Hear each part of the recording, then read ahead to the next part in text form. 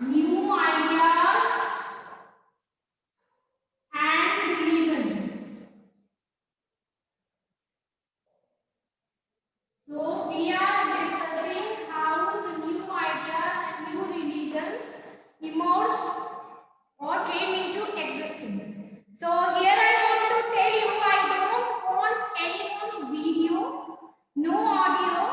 If you find any question, any difficulty in understanding, please ask the question in chat and your answer will be given. You can chat in the Zoom app only and your answer will be given. So yesterday we discussed about the literary sources, and in that also we discussed about Upanishad. We also discussed who was Satyakama Jabala and why is he important, right? So now we will also in the video we have already discussed about Jainism. We discussed that Jainism and Buddhism, they both were contemporary. Contemporary means they both existed in the same time. Okay, both these religions were present at the same time. That means they were contemporary. Now we were discussing about Jainism.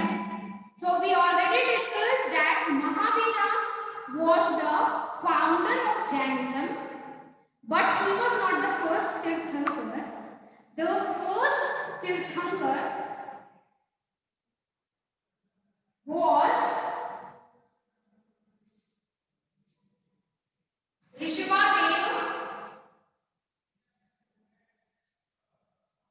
Rishabhadeva was the first Tirthankar, and Mahavira, who is Vardhamana Mahavira, who actually was the founder of the Jainism, he was the 24th Tirthankar.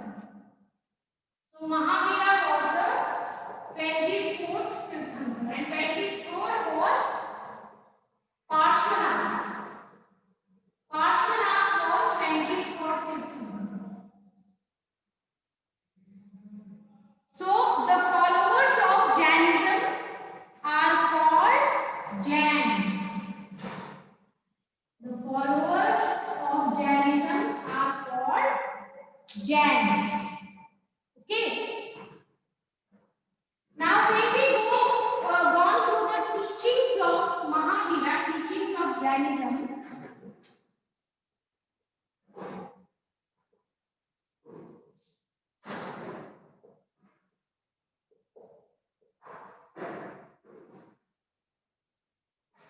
first is you should follow ahimsa strictly. Ahimsa should be followed strictly. That means no killing or hunting of any living organism, any living being.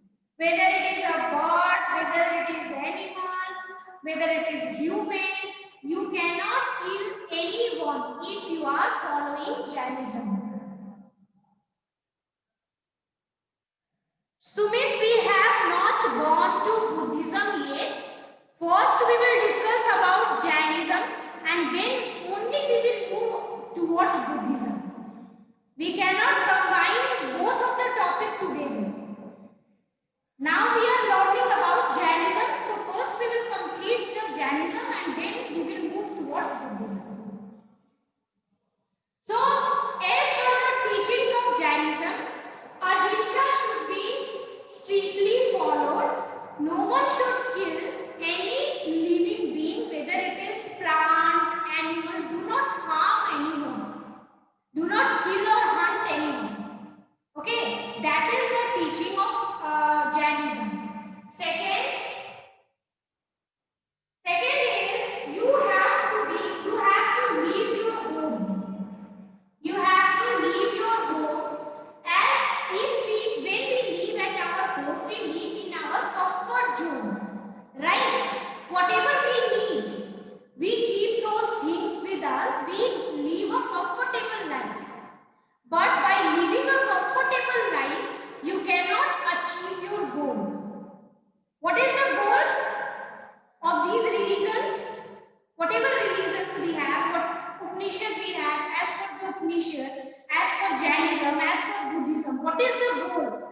What is the aim of human life or any life? The goal is to reach moksha. No students are going through the videos. No one is going through the videos. The aim of human life is to reach moksha. What is moksha? As per these religions, there is a, Sumit, the same answer I am giving. Sumit has asked the question, what means moksha? Sumit has not seen the video properly, and that is why he is asking this question. So many of you have not seen the video, and that is why I am re-explaining this topic. So, as for these religions, Jainism, Buddhism, or the Upanishad also we have. So, as per that, there is a cycle going on. Okay?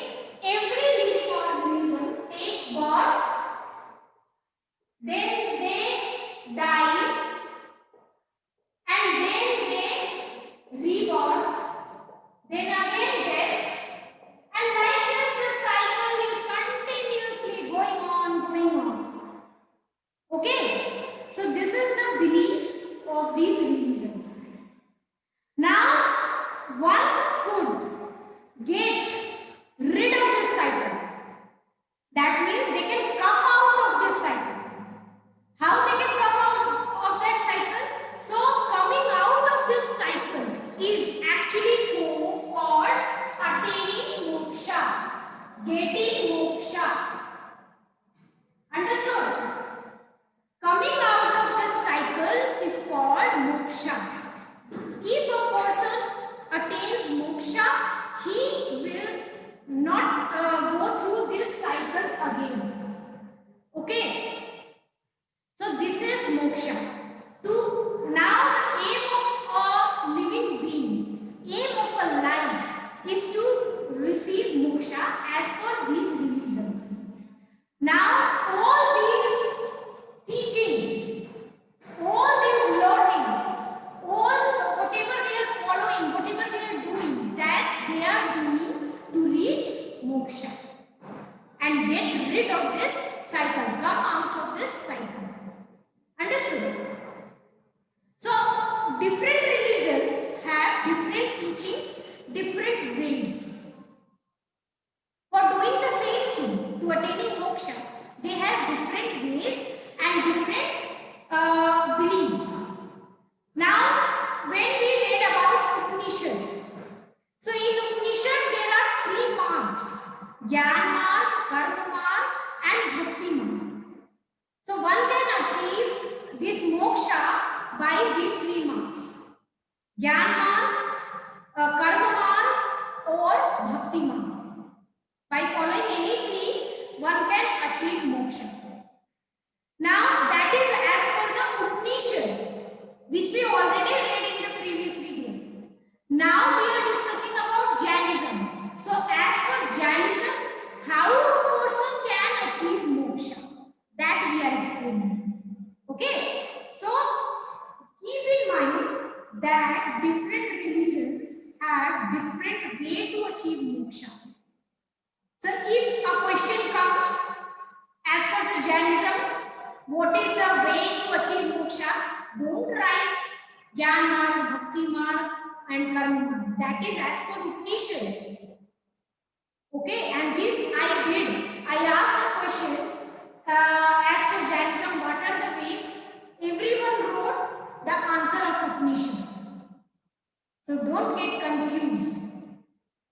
Like there are different religions, Hindus, Muslims, Christians are there. They all worship, but they all have different way to worship. Christians go to church, Hindus go to temple, Muslims goes to mosque, right? They do same thing. They worship their God, but they have different ways to worship. They have different places to go and worship. The same way, these religions which we they all were having same goal to achieve moksha, but they were having different ways to do that. So you need to keep in mind that what was the ways of Upanishad, what was the ways of Jainism, and what was the ways of Buddhism. So Upanishad I have already discussed and explained in the previous videos. If you would have not seen, go through that and understand it. And here I am explaining Jainism. So in Jainism, ahimsa should be strictly followed. A person should leave their home. They have to come out of their comfort zone to achieve moksha. Because moksha is not the thing that you will be in your comfort zone and you will get it. For that you have to go through a very hard life. Like Mahabhira left his home when he was at the age of 13. And after that, for 12 years, he led a very difficult life, very hard and lonely life.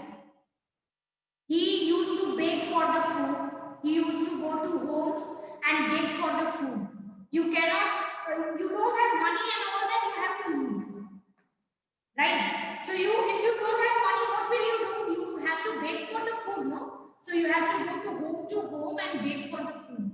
And only that food you can eat. Whatever you will get, that only you can eat. Mahabhira also left his clothes and all. He given up his clothes and all, everything.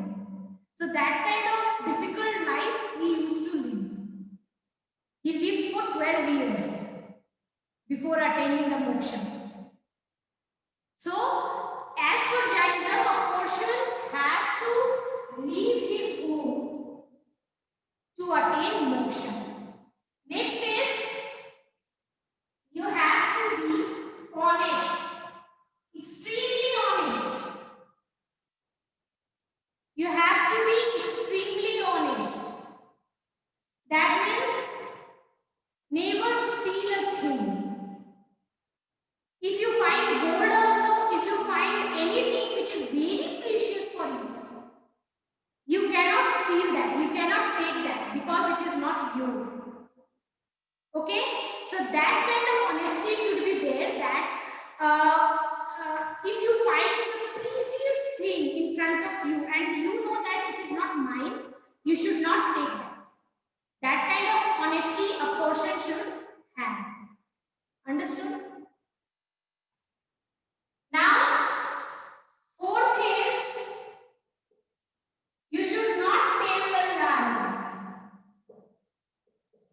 Never tell a lie. Okay? Never tell a lie. Whatever the situation is, you know that after telling the truth, I can lose my life. That kind of situation is also there. In that situation also, you cannot tell a lie. Okay? Now, observe celibacy. Celibacy is brahmacharya.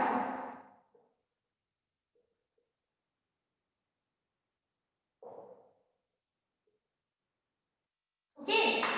Now, as per the Jainism teaching, as per the Mahavira, who was the founder of Jainism, he did not accept it. The Vedic sacrifices or yajnas and rituals. Okay. So when these religions came into existence, at that time there was Vedic religion. The people were following Vedic religion. So many rituals were there, sacrifices were there. In that, animals were killed. Bali dene ke liye sacrifices is bali. So in that, what they were doing? They were killing the animals, right? But when Jainism came into existence, they opposed these things. They were against the killing, right? See the first one. As per their first teaching, ahimsa should be strictly followed. So they were against the Vedic religion.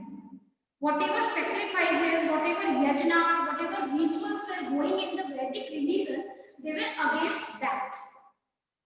Because the killing of animals, which was there in the sacrifices and all, that was against the rules of Jainism. Okay, so Mahavira opposed these things. Now, also he did not believe in the discriminations. Discriminations means bhed-bhav.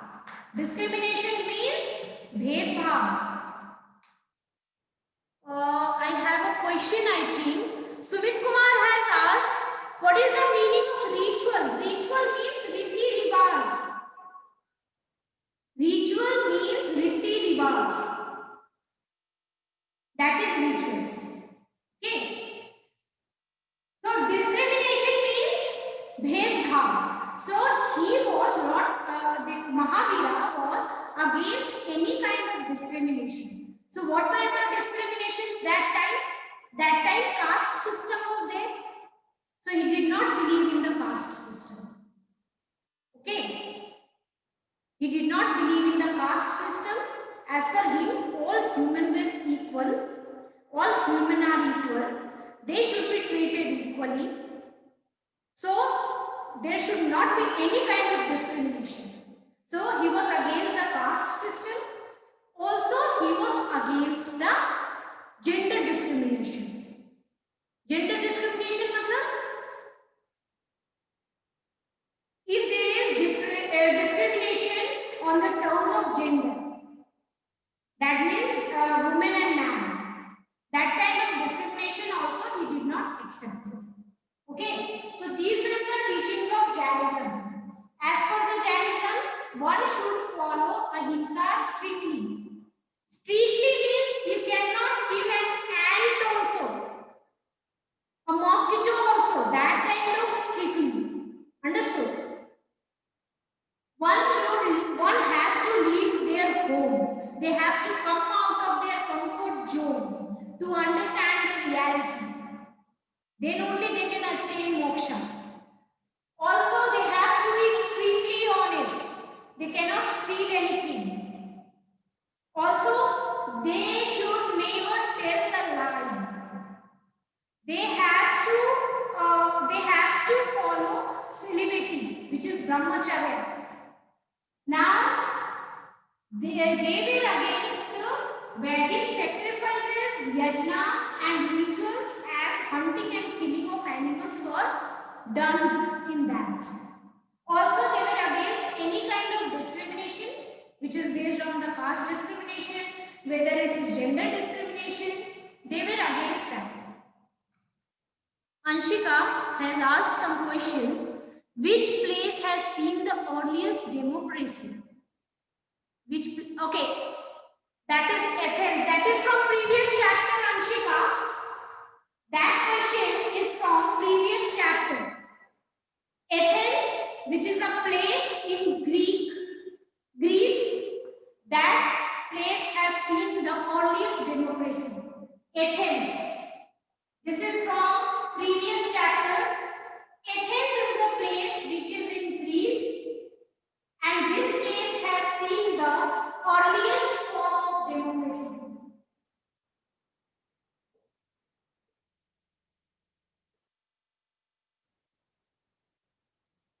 Okay. So Athens is the place which is in Greece. Yes, and they have seen the earliest democracy. Explain their functions.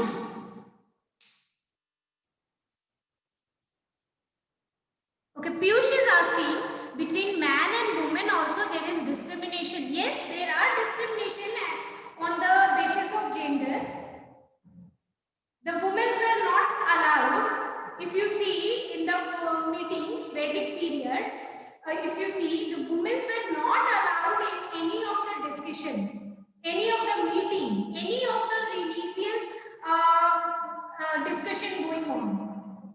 Okay, any rituals going on. Women were not allowed in that. If you would have read the chapter properly, you will understand. Okay? On the basis of gender also there is discrimination. Okay? On the caste, on the basis of caste also discrimination was there. Like Shudras were not allowed in any kind of rituals, any kind of meetings, any kind of discussions. They were not allowed to come. Okay? The same way the women were not allowed to come. Okay? So discrimination was there. Yes, on the basis of gender. Okay. Any other question? Anyone wants to ask? Yes. Astha Rani is saying. Okay, Astha Rani, which topic you haven't understood till now? You can ask.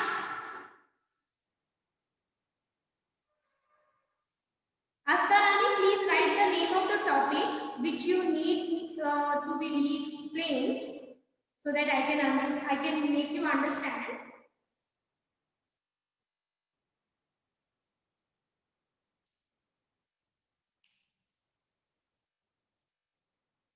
Individual soul and universal soul.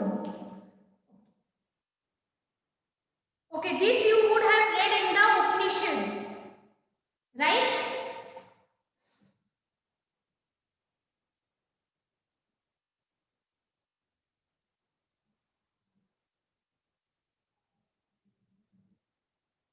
I can explain that.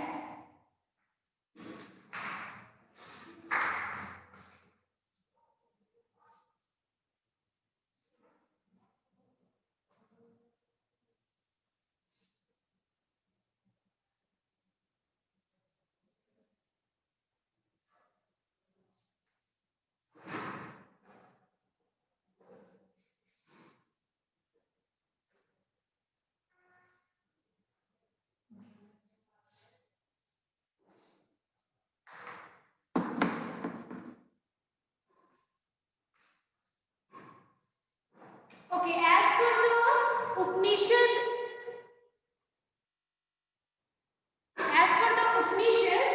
there are two souls, individual soul and universal soul.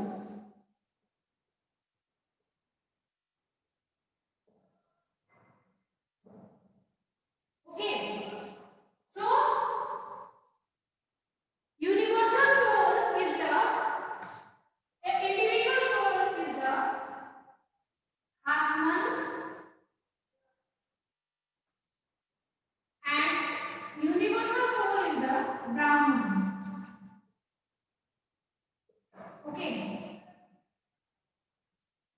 So, what was the teaching behind this? What was the belief behind this? Is like whatever living being is there, okay, whatever thing which is life, which has life, there is soul, Atman inside that.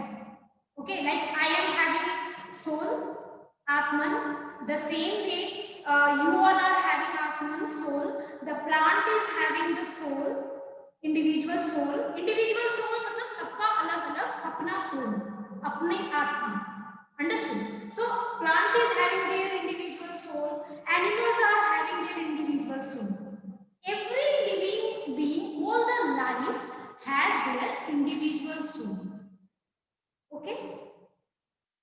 Now this is about the living being, but according to them, the life comes from universe. Okay. Brahman. From there the life comes. So the universe is also having a soul. Okay. When we read in geography, we read that there is a light, there is a nebula, that there is a galaxy, there is many things, stars and all. We are reading about that, right? But we are reading in the terms of science. Okay, scientifically we are reading that. But when we go in the religious way, as per the religions, there is a soul in the universe also. Okay, so universal soul is called Brahman. Okay. So if you think this is a universe, okay, there are many galaxies in the universe. We are having our galaxy as Milky Way. In this we have our solar system, right? We have solar system. In that solar system, there are 8 planets, and in those 8 planets, our Earth is the planet where we exist, where we have life, right? So suppose in the Milky Way there are 8 planets, and this is the Earth, and there are many of the life is there. Okay, many of the living being is there. Okay, so these living beings are having individual soul, Atman. Okay, but the universe is also having a soul, which is universal soul. Universal soul. Now these two souls are connected. That means our soul and the soul of universe is connected. Okay, as per the religion. Also, if we neglect our soul, we are actually neglecting the universal soul. Okay. So this is the belief as per the religion. Is universe end? Who is this Sumit Kumar?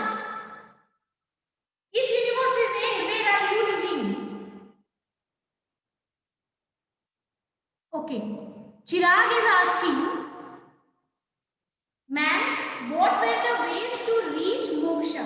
Okay, to reach moksha as per the Upanishad. Upanishad is the Hindu religious text. So according to that, we have Jnana marg, Karma marg, and Bhakti marg. So if you go through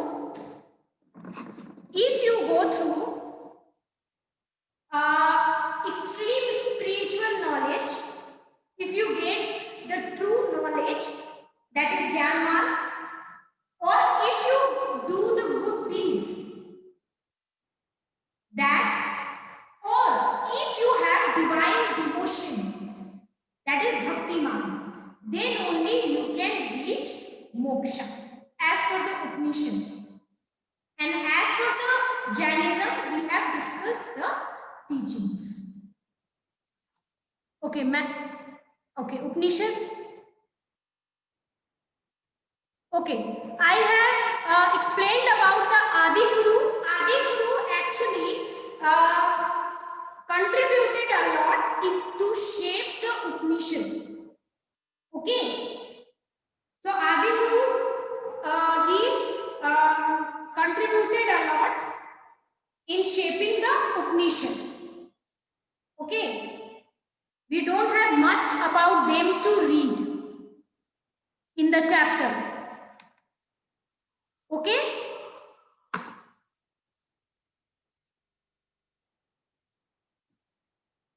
Any other questions, anyone?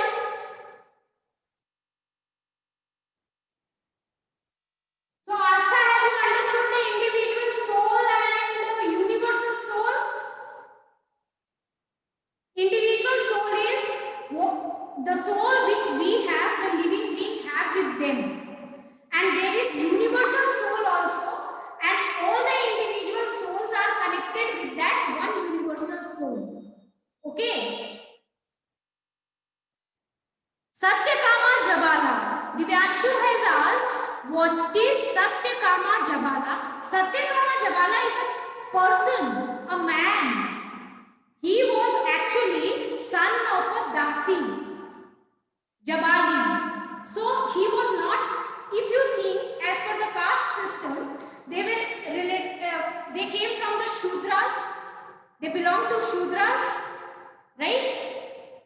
So Shudras were not allowed to go in any of the discussion, But Satyakama Jabala was an exceptional case. He was son of Dasi, belonged to Shudra caste. Still, he was an Upanishad thinker. Okay. So this was the importance of Satyakama Jabala. Okay. That is why we are reading about him. Because he was son of Dasi, and as for that, he was not allowed to go into meetings or discussions and all, but he was an Upanishad thinker, and he got the proper education of teachings of Upanishad. His guru was Gautam. His guru was Gautam, and from him he got the knowledge. Any other question? Anyone?